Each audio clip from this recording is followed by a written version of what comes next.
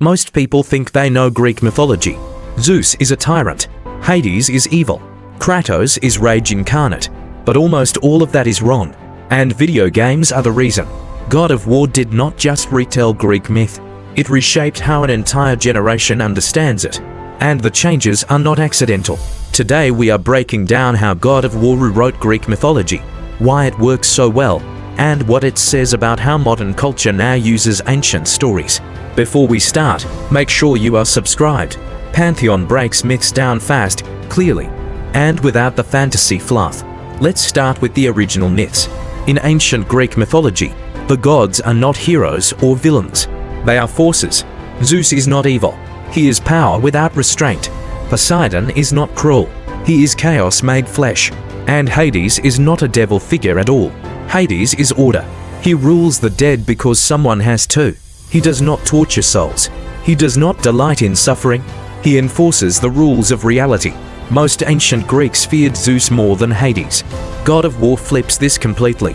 In the games, Olympus is corrupt, decadent, and cruel. The gods are petty tyrants. And Hades is a monster lurking beneath the world. Why does this shift happen?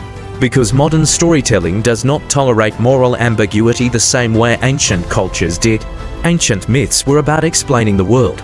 Modern stories are about judging it. God of War is not mythology. It is mythology through a modern psychological lens. And that lens centers on one thing: the hero's journey. Joseph Campbell identified a narrative pattern shared across myths worldwide. The hero suffers. The hero descends. The hero confronts chaos. The hero returns transformed. Kratos follows this structure perfectly. But here is the twist. In Greek myth, the hero struggles against fate. In God of War, the hero is fate. Kratos is not punished by the gods. He is shaped by them. His rage is not a flaw to overcome. It is the engine of the story. This is where the game departs from Greek myth and enters modern tragedy. In ancient myth, hubris destroys the hero. In God of War, trauma does. Kratos is not arrogant. He is broken. His violence is not prideful rebellion. It is unresolved grief weaponized. This is a deeply modern idea. Ancient Greeks believed suffering was part of cosmic balance. Modern audiences believe suffering must be explained, processed, and redeemed. Which brings us to the themes. God of War centers on three: wrath, vengeance, redemption. Wrath drives the Greek saga. Vengeance fuels every kill. Redemption becomes the core of the Norse arc. Greek myth does not offer redemption arcs. Oedipus does not heal. Achilles does not grow. Prometheus does not forgive Zeus. Greek stories warn. They do not comfort. God of War does the opposite. It takes a mythic monster and asks a modern question. What if the cycle could be broken? That is why the Norse shift matters. The Greek world in God of War is loud, violent, and collapsing. The Norse world is quiet, reflective, and restrained. This mirrors the thematic evolution of Kratos himself.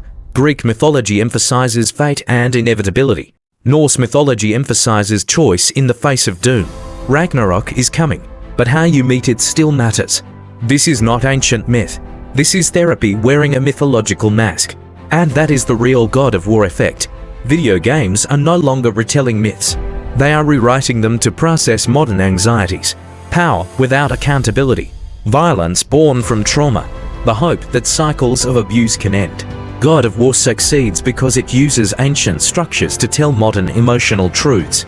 But it also quietly replaces what myth used to do. Myth once explained the universe.